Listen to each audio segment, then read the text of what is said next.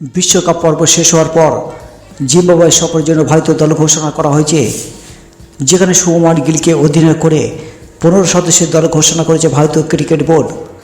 দলের সুযোগ পেয়েছেন 5 নতুন মুখ: অভিষেক শর্মা, রিয়ান পরাগ, নীতিশ রেড্ডি, ধ্রুব জুয়েল ও তুষার দেশপান্ডে।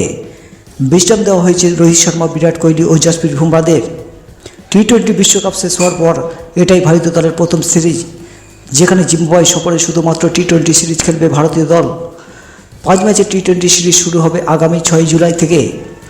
এরপর 7 জুলাই শুরু হবে দ্বিতীয় ম্যাচ। বাকি 3টি ম্যাচ শুরু হবে 10 জুলাই, 13 জুলাই ও 14 জুলাই। 15 জনের দলে 4 জন ওপেনারকে নিয়ে দল সাজানো হয়েছে টিম ইন্ডিয়াকে, যেখানে শুভমান গিল ছাড়া রয়েছেন যশস্বী জয়সওয়াল, ঋতুরাজ গাইকর ও অভিষেক শর্মা। আইপিএলে ভালো খেলায় রিয়ান পরাগ, রিঙ্কু সিং ও তুষার দেশপান্ডে প্রথমবারের জন্য দলে জায়গায় পেয়েছেন ভারতীয় দলে। দলে 2 উইকেট-রক্ষক হিসাবে রয়েছেন সঞ্জু স্যামসন ও ধ্রুব জুয়েল। স্পিন বিভাগে রয়েছেন অচিন্তন সুন্দর ও রবি বিষ্ণুই। পেস বিভাগে দায়িত্বে রয়েছেন আবেশ খান, খলিল আহমেদ, মুকেশ কুমার এবং তুষার দেশপান্ডে।